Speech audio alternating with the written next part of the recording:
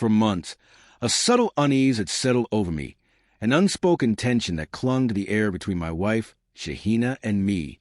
It started as little things, strange glances, unexplained absences, and the faintest traces of secrecy. But as time passed, the quiet discomfort grew louder, filling the spaces where trust used to reside. I could feel it deep in my bones, the nagging sense that something wasn't right. Something had shifted, and I couldn't shake the feeling that I was being kept in the dark. It wasn't like Shahina to be distant, but there she was, more distracted than usual. Her phone constantly buzzing with messages she'd quickly shove aside, a hasty kiss when I left for work, and sometimes the lingering silence when she thought I wasn't paying attention. It was the little things that made me question everything. The late nights at the office became a pattern. At first, I believed her, it's just work, she'd say, offering a tight smile. But something in her eyes didn't match the words. One evening, after a particularly long day, I found myself alone in our bedroom while Shahina took a shower. Her bag, left carelessly on the bed, caught my attention. Something compelled me to open it, a small voice in the back of my mind urging me to see for myself. As my fingers brushed over the contents, my heart nearly stopped when I came across a small, unmarked packet nestled beneath a handful of receipts and lip gloss. My eyes locked onto the words printed on the packaging. Emergency contraception. My breath caught in my throat as the reality of what I'd found began to sink in. The suspicion I had tried to ignore now had a face, a name, and the undeniable weight of truth. Something was happening, and I had no choice but to uncover exactly what. The packet sat in my hands, its edges sharp, its presence heavy with unspoken truths. Plan B. My mind raced, heart thudding in my chest as I held the small package. Something that, until this moment, had only existed in whispered conversations or vague references on TV shows. The weight of it in my palm felt like the universe had just shifted, as if this one discovery could unravel everything I thought I knew about my wife, my marriage, and my life. I didn't know how long I stood there, staring at the pills. It could have been seconds or minutes. All I knew was that I had stumbled upon something that I couldn't ignore, something that made every flicker of doubt I'd pushed aside suddenly flare to life. I felt sick, as though the floor had dropped out from beneath me, leaving me suspended in the crushing certainty that everything was about to change. I shoved the packet back into her bag and closed it with trembling hands, as if doing so could erase the evidence, could somehow unsee what I had just seen. I quickly turned and walked out of the room, my mind spinning. My heart was pounding so loudly that I almost couldn't hear the muffled sound of the shower running down the hall. I wasn't sure what I was feeling, betrayal, anger, disbelief, but one thing was certain. I couldn't go on pretending that everything was fine. The thought of confronting Shahina right then, in that moment, seemed too overwhelming. I needed time to think, to process, to figure out exactly what was going on. Over the next few hours, I tried to push the discovery out of my mind, but it gnawed at me like a splinter in my brain. Shahina came out of the shower, humming as if nothing had changed, as if I hadn't just uncovered something that threatened to shatter everything between us. I kept my distance, my every movement calculated, my eyes never quite meeting hers. Dinner that night was tense. I noticed how she avoided eye contact, how her smile seemed forced, as though she, too, was holding something back. She asked me about my day, routine questions that should have felt normal, but instead felt like a facade. Each word out of her mouth only made the truth seem more out of reach, more terrifying. I couldn't escape the nagging thought that she knew I knew, that somehow, despite all the secrecy, she knew her lies were beginning to unravel. That night, I lay in bed, unable to sleep, the image of the pills seared into my mind. The fact that Shahina had kept them in her bag, hidden away like a dirty secret, didn't sit right with me. Why would she need them? And who was she with? The realization that she might have been seeing someone else hit me, like a physical blow. Was I even the one she came home to every night? Was she still the woman I had married, or had I been living with a stranger all this time? My mind raced in circles. My trust in her was eroding faster than I could process, and with it, every foundation I thought we had built together seemed to crumble. I couldn't ignore it any longer. I needed answers, and I needed them now. I decided to wait. I needed to see if Shahina would be honest with me, or if I would have to uncover the truth piece by piece, just as I had with the pills. Would she tell me herself? Or would I have to catch her in a lie before I could truly understand the extent of her betrayal? I couldn't shake the image of those pills. They were more than just a product. They were the key to something darker, something I wasn't ready to face. But as much as I feared the truth, I couldn't hide from it anymore. The discovery of the Plan B pills had changed everything. The mask of normalcy we had been living under was slipping away, and I could feel it. The invisible walls that once kept us safe were beginning to crack. I needed to know, but I wasn't sure if I was ready for what I would find. The discovery of the Plan B pills had rocked me to my core, but I couldn't afford to let my emotions take over. I knew that if I wanted answers, I needed to approach the situation with strategy, not impulsiveness. There was a cold, clinical part of me that recognized I couldn't confront Shahina yet, not until I had more evidence, not until I knew the full extent of betrayal. The pills were a shock, but they were only a clue, not the smoking gun. I had to be careful. This wasn't just about catching her in a lie. It was about regaining control of a situation that had stripped me of everything I thought I knew. Shahina had the power now. She held the secrets, and I was the one left fumbling in the dark. But that was about to change. I was going to turn the tables. I started by focusing on the details, the things that seemed insignificant but could hold the key to unlocking the full truth. Shahina's erratic behavior, the sudden late nights, her phone constantly glued to her hand. She was hiding something, and if I could just get her to slip up, I might finally have the answer I needed. I had to outsmart her. Make her think I didn't know, make her believe I was still clueless. The idea came to me one night, while lying awake in bed. I had been trying to sleep, but my mind wouldn't shut off. I thought about the pills again, the way they were tucked away so carefully in her bag, as though she believed no one would ever find them. What if I could put her to the test? What if I could catch her in the act of deception, without her even realizing it? I couldn't confront her directly, not yet, but I could change the game. I knew she was careful, but she wasn't perfect. I decided to swap the Plan B pills with something else. Something innocuous. Something that wouldn't arouse suspicion. I needed to see her reaction.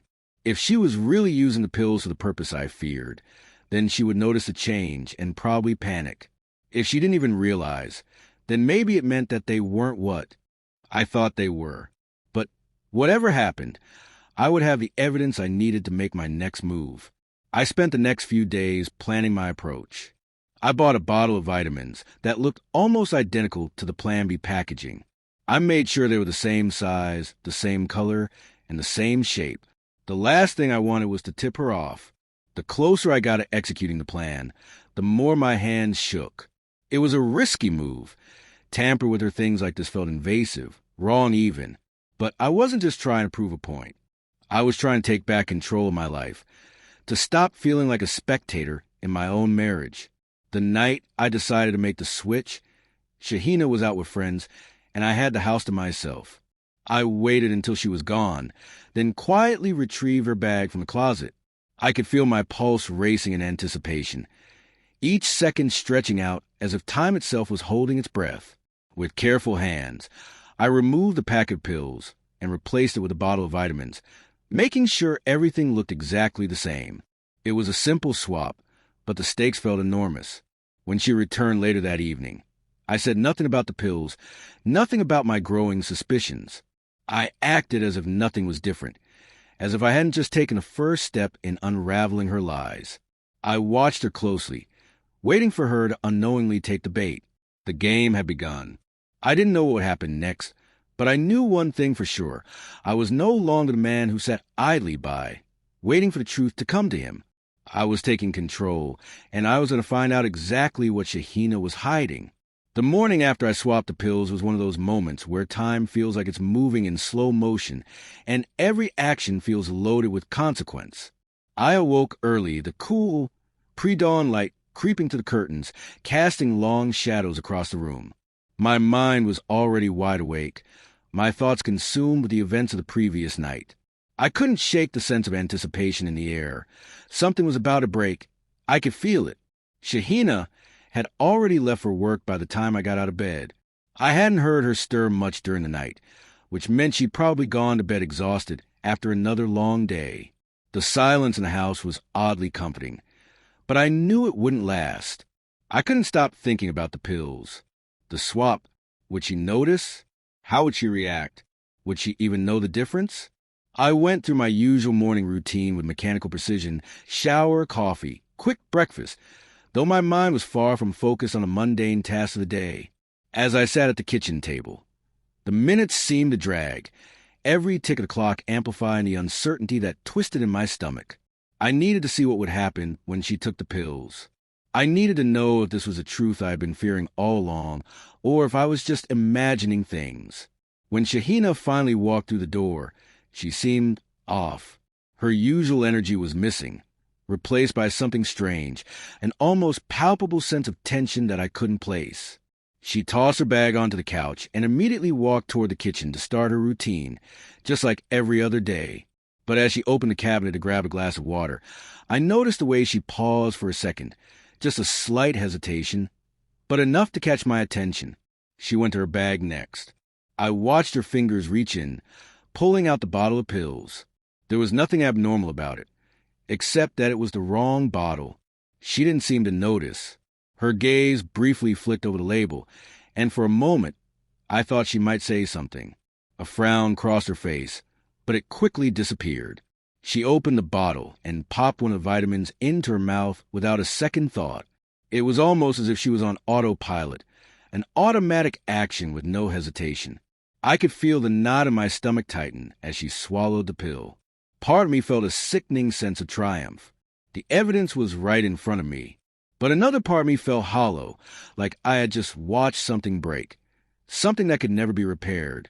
For the rest of the morning, Shahina seemed off. She was unusually quiet, more distracted than usual, and when I tried to talk to her, her responses were short, almost offensive. I had never seen her like this before. She seemed uncomfortable in her own skin, like she was being weighed down by something she couldn't escape. Her usual routine had been replaced by strange, erratic behavior. She was jumpy, overly cautious, as if every word or action could give her away. It wasn't long before I began to notice other small things that confirmed what I had already suspected. She checked her phone obsessively, always locking it quickly when I entered the room. She kept glancing at the clock, like she was counting the minutes until she could leave. Something was wrong, and she knew it. Around midday, when she thought I wasn't paying attention, she took a second pill from the bottle. This time, her movements were hurried, and I could see her hand trembling slightly. She wasn't acting like herself, and the panic was evident in her every gesture. I realized then that she had figured it out. The pills weren't what she thought they were, and she knew I had swapped them. She had made a mistake, or perhaps it was just a slip, taking the wrong pill. Either way, the discomfort in her eyes told me everything I needed to know. She was panicking. Her nervousness was starting to eat away at her composure. She was no longer the woman I had shared a life with. She had become someone else, someone who was hiding more than I could have ever imagined. And for the first time in weeks, I felt a strange sense of clarity. The answers were starting to surface, but they weren't the ones I had hoped for. By the time the afternoon rolled around, I could see it in her face, the guilt, the dread, and the guilt-laden realization that I knew something. I didn't know whether she had already planned to confess or if she was waiting for me to make the next move, but she had already betrayed herself. And in doing so, she had revealed the depth of her lies. The tension in the air between us was suffocating. I didn't know what came next, but the pieces were falling into place. The woman I thought I knew, the woman I trusted, was now standing in front of me, unknowingly unraveling with every passing moment. As I stood there, silently watching her, I realized something else. It wasn't the pills that were important. It wasn't about the vitamins or the swap. It was about the power shift that had just occurred. In the space of a single morning, I had taken control of the narrative. The truth was no longer something she could hide. And now, I was the one in the driver's seat. By the time evening rolled around, the tension in our home was unbearable. The silence between Shahina and me had become suffocating, like an invisible wall that neither of us could tear down. The unease that had been festering in the back of my mind for months now felt undeniable. She had taken the bait. The pills were the trigger, but the aftermath, the way she was acting, the nervous glances, the constant checking her phone, told me everything I needed to know. She knew I knew, and she was waiting for me to confront her. I sat on the couch, my hands clasped tightly in front of me, my mind running over the words I was going to say. I had planned this moment in my mind 1,000 times, each scenario more explosive than the last. But now that the time had come, all my preparations felt futile. The truth was simple. She had betrayed me, and now I was going to make her face it. Shahina walked into the living room, looking exhausted, her eyes still darting nervously. She was trying to act normal, to pretend that everything was fine, but I could see through it. The game was up. I waited for her to speak, but she didn't say a word. She knew this silence was pregnant with meaning, as if the air itself was waiting for the confrontation to begin. "Shahina," I finally said, my voice steady despite the fire burning inside me. "We need to talk." She froze. The color drained from her face, and I could see the panic in her eyes. For a moment, I almost felt sorry for her. Almost. But the reality was, she had made her choice long before this conversation would take place. She had crossed a line, and now it was time to answer for it. "About what?" she replied, her voice too calm, too defensive. She was trying to mask her guilt, but I saw right through it. There was no more pretending. I stood up and walked over to her, my steps deliberate, my heart pounding in my chest. "About the pills, Shahina," I said, each word coming out slower, more deliberate than the last. "The ones in your bag. The ones you've been hiding from me." She stiffened, her eyes narrowing as if she were trying to figure out how much I knew. For a split second, there was a flicker of fear in her eyes, quickly masked by a forced calmness. But I knew better. "I don't know what you're talking about," she said, her voice faltering just slightly. I could feel the anger rise in my chest, but I forced myself to stay composed. The truth had already started to surface, and I wasn't going to let her deny it any longer. "I found them, Shahina. Plan B. In your bag. You can lie to me all you want, but I've seen the evidence, and it's clear that you've been hiding something." Her face turned pale, and for the first time, I saw a crack in her armor. The facade of the perfect wife, the perfect partner, began to crumble. She opened her mouth as if to speak, but no words came out. For a moment, there was only silence, thick and oppressive. Then she spoke, her voice barely above a whisper. "It's not what you think." My heart skipped a beat, and I felt my stomach tighten. Not what I think. How could it not be what I thought? The pills were the proof. She had been hiding them, and now, here she was, trying to convince me otherwise. "Then tell me what it is, Shahina," I said, my voice hardening. "What else could it be? You've been lying to me, sneaking around, and now you want to believe this isn't what it looks like." She took a deep breath, her hands trembling as she reached for the edge of the couch. "I didn't mean for it to happen. It's complicated. There's more to it, but I wasn't sure how to tell you." "More to it?" I spat, my anger now fully consuming me. "More to it than you sleeping with someone else? Is that it? Or are you going to keep spinning this web of lies until I can't see the truth?" Shahina's eyes welled up with tears, her defenses finally breaking down. "It wasn't just about him. It was about me. I was lost. I don't know how it happened, but I made a huge mistake, and I've been so scared to tell you. I didn't want to hurt you." The words hit me like a slap in the face, but they also made something inside me snap. The woman I had married, the woman I had loved, was no longer standing in front of me. What I saw now was someone who had chosen to betray everything we'd built. Someone who was trying to justify their actions with words that didn't mean anything anymore. "I don't want your excuses, Shahina," I said, my voice quieter now, but no less forceful. "I want the truth, the whole truth. And I want you to understand that this doesn't just hurt me. It destroys everything." The tears began to fall freely now, her face crumpling as she broke down in front of me. "I never meant for it to go this far. I never wanted to hurt you, but I've been living a lie for so long."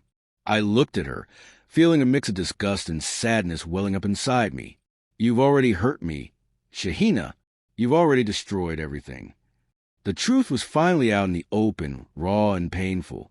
There was no more pretending, no more lies. And now, I was faced with a decision, one that would shape the future of my life, and the end of marriage I never thought would crumble. For a long moment, we just stood there, the weight of everything between us pulling us apart. Neither of us knew where we would go from here, but one thing was clear. Things would never be the same. The days that followed the confrontation felt like an endless cycle of emotions: betrayal, anger, confusion, and sadness. After Shahina's confession, there was no immediate sense of relief, no sudden clarity. Instead, there was only a crushing weight of uncertainty. I had the truth, but now what? What was I supposed to do with it? How was I supposed to move forward when the foundation of everything I had believed in had cracked wide open? In the days that followed, Shahina moved out of the house. We agreed on space, though neither of us was entirely sure what that meant. I spent my time trying to process the mess that had become my life. I walked around the house aimlessly, unable to focus on anything. The life we had built together, the trust we had shared, it all seemed so fragile now. I'd never thought I'd find myself in this situation, let alone be the one to make the first move toward healing. I took time for myself. I surrounded myself with friends, people who cared about me, people who could remind me that I wasn't alone in this. I did the things I had neglected for so long: reading, working on personal projects, even picking up an old hobby I had abandoned. Slowly, I began to feel like myself again. I found solace in the simple things: long walks, cooking my favorite meals, quiet mornings with a cup of coffee. But the hardest part was figuring out if there was any way to rebuild from this. Was forgiveness even possible? Could I ever look at Shahina the same way again? The truth was, I didn't know. I wasn't sure if I could ever trust her again, not in the way I had before. But one thing had become clear: I couldn't let this define me forever. I couldn't let one betrayal, no matter how deep, consume the rest of my life. I began to focus on moving forward, whether with Shahina or without her. I realized that I was stronger than I had given myself credit for, and that strength was what would carry me through this. Life wasn't about waiting for things to get better. It was about making the decision to heal, to rebuild, and to reclaim control of my own future. Eventually, Shahina reached out, and we had several difficult conversations about what went wrong, about whether we could rebuild. There was no easy answer. But for the first time in months, I didn't feel like I was drowning. I was standing on my own 2 feet again, taking the next step, one that was mine to choose. In the end, the truth was both a wound and a liberation. I had spent so long clinging to the idea of the life I thought I had, believing in a marriage that was built on trust, love, and shared dreams. But the discovery of Shahina's betrayal forced me to confront a reality I had been avoiding: that nothing, not even love, is immune to the complexities of human imperfection. As the dust settled, I realized something crucial. Freedom doesn't come from waiting for someone else to fix things, or from clinging to the past in an attempt to repair what's broken. It comes from taking ownership of your own story and choosing how to move forward. For me, that meant rediscovering my own strength, learning to trust myself again, and allowing myself the space to heal. Whether or not Shahina and I would rebuild what we had was no longer the deciding factor in my happiness. I realized I had a choice in how I shaped my future. It was no longer about revenge or bitterness. It was about freedom. Freedom from the past. Freedom from a fear of being alone. Freedom to embrace whatever the future held, knowing that I was whole, regardless of the path I chose. And for the first time in a long while, I felt free.